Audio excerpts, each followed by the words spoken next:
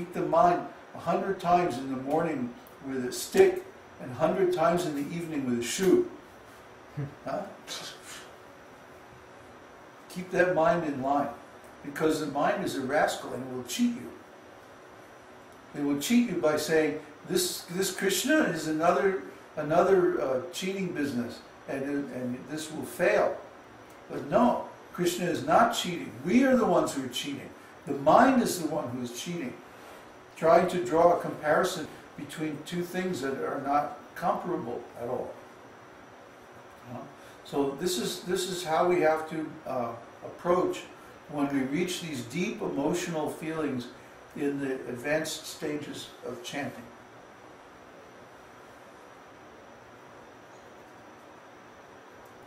How are we doing? Any more questions? We got one more. It looks like maybe one more in the queue. Question from Tiago. Dear Babaji, please accept my humble obeisances. Would it be possible to attain prema from a nice environment and having ecstatic sankirtan, Chaitanya Mahaprabhu's style, or for example, or is it needed to be isolated to and do the chanting like your experience? You know, it just depends on the individual and the situation. There's no hard and fast rule. As it says, Lord Chaitanya says in his Shikshashtika, there's no hard and fast rule for this chanting process. It depends on circumstances. I can imagine circumstances where you had really pure association and really ecstatic kirtans, where just by doing kirtan and the association of devotees, you could get to prema. You know? And then I could imagine another situation, like more similar to my situation, where I had to go away from everybody to reach prema. It depends on how much support, how much sympathy you have from your association and how pure they are. See, I looked all over for association of pure devotees. I couldn't find it. I had to go away. I had to isolate myself. See, it was very hard. It's not my nature. I like to be in a group. I like to be in a situation. Actually, I don't like to be the leader. I don't like to be the one who's calling all the shots, you know. I like somebody else to do that, and I'll just do my service very quietly in the back room, okay? Huh? No, none of this Jai Babaji stuff, you know. I don't like that. But I have to accept the role because, well, nobody else is doing it. You know, they're all doing something else. They're starting a religious group or, you know, a gang or something.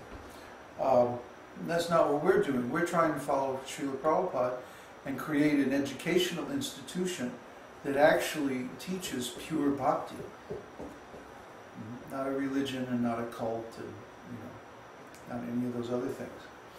So I had to accept that responsibility, that position, because that's the position that Krishna has put me in. And I'm not wild about it, but okay, here we are. You know, I'm not gonna cheat. I'm not gonna run away. You know, I have to take the responsibility. That's what Srila Prabhupada wanted me to do, and that's what I'm going to do.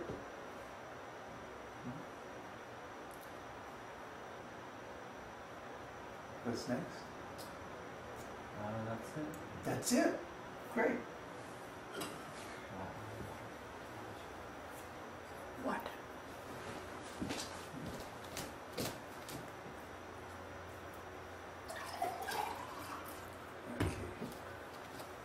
Oh.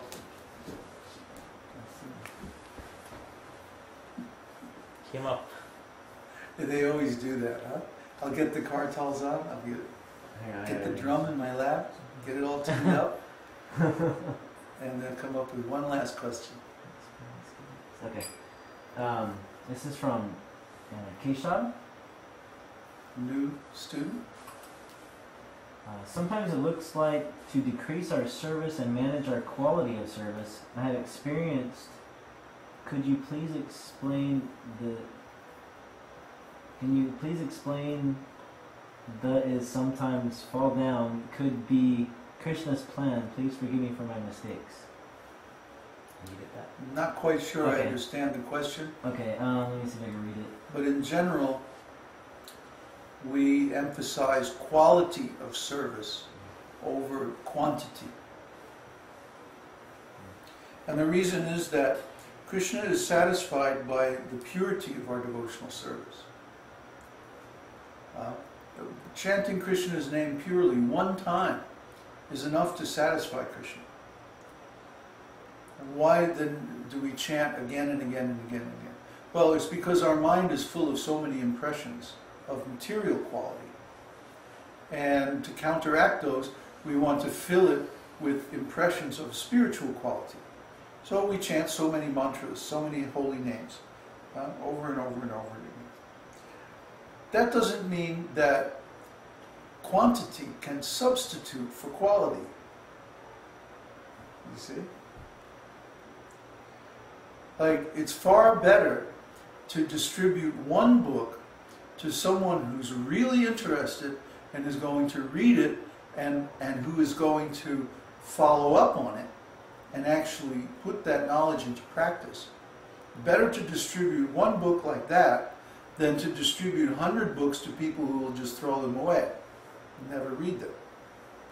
See? It's better to have one disciple who goes on to become fully self-realized than to have 10,000 disciples who are just all very low level. You see? More good will come out of that one disciple than out of so many low-class disciples. So, in general, because we take the big view, see, we take the long-term view, that if we can have one temple that's really first class, and that is really run the way Srila Prabhupada would like it, that is much better than having 100,000 temples that are all like, you know, some little Indian street temple where, you know, nobody really takes much care.